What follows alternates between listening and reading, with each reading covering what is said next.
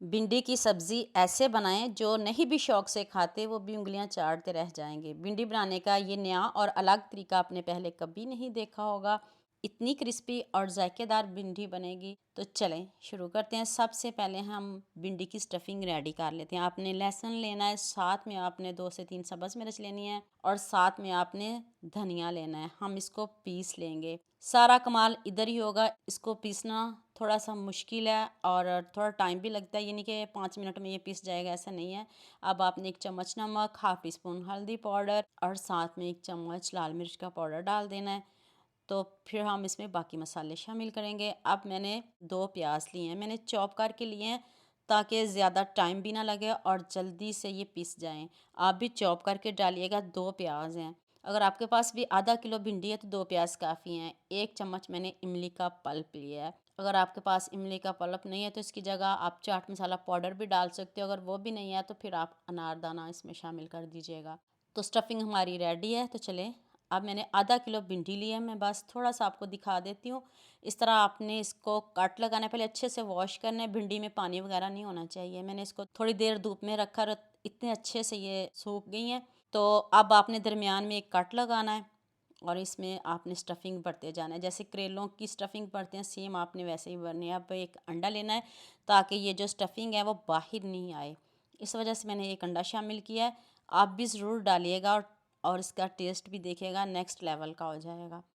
तो अब अच्छे से मिक्स कर लें। अंडे का इसके ऊपर कोट हो गया है। तो चलिए हम फ्राई भी कर लेते हैं। ऑयल ज़्यादा नहीं लीजिएगा, ऑयल कम लेना है, तेज़ गर्म हो जाए फिर हम इसको फ्राई करेंगे, क्रिस्पी करेंगे, गोल्डन सा कलर आ जाए तो फिर हम इसको टर्न करेंगे।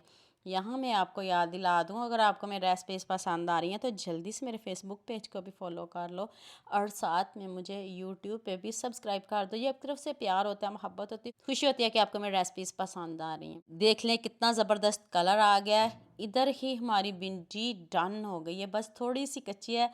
अब इसका दोबारा से कच्चापन भी दूर करेंगे। वो कैसे दूर करना है अभी मैं आपको बताती हूँ। तो चलिए अब नेक्स्ट स्टेप की तरफ चलते हैं। थोड़ा सा आपने ऑयल लेना, बहुत ज़्यादा ऑयल ना लीजिएगा। इसमें आपने 1 टीस्पून साबुत ज़ीरा डालना है। अब मैंने 3 टमाटर लिए हैं, उसको मैंने पीस लिया है, पीस के डालिएगा। अब टमाटर का कच्चापन दूर करते हैं। जब टमाटर का कच्चापन दूर हो जाए, भिंडी वाली स्टफिंग जो बच गई है ना वो आपने सारी इसमें डाल देनी है। एक्स्ट्रा से आपको कोई प्याज डालने की ज़रूरत नहीं पड़ेगी। इसमें सब कुछ है, नमक मिर्च हर चीज़ हमने इसमें ऐड की है। तो अब मसाले की बहुत अच्छे से बुनाई करेंगे जब तक ऑयल ऊपर ना आ जाए। जब ऑयल ऊपर आ जाए फिर हम इसमें भिंडी शामिल करेंगे और आंच को कम कर देंगे। अब हल्की आंच पे इसको पकाएंगे, एकदम से आपने इसको नहीं पकाना। आप मुझे जल्दी से ये भी बता दिया मुझे किन किन मुल्कों और किन किन शहरों से देख रहे हैं। मुझे बहुत खुशी होती है जब आपके फेसबुक और यूट्यूब पर खूबसूरत से कमेंट पढ़ती हूँ। आप सबका खूबसूरत कमेंट करने का बहुत बहुत शुक्रिया और आप सबके लिए भी दिल से दुआ है मेरी। आप भी हमेशा खुश रहिए और हमेशा मेरे साथ ऐसे ही जुड़े रहिए। एंड पे मैंने थोड़ा सा लेमन और साथ में सब्ज़ धनिया से इसको गार्निश किया है। इतनी टेस्टी, इतनी यम्मी बनी है। जो भिंडी लवर हैं वो तो इसको बहुत पसंद करेंगे। मेरे कहने पे आप इसको ज़रूर बनाइएगा। सबके साथ शेयर भी करिएगा, लाइक भी करिएगा और प्यारे प्यारे कमेंट भी।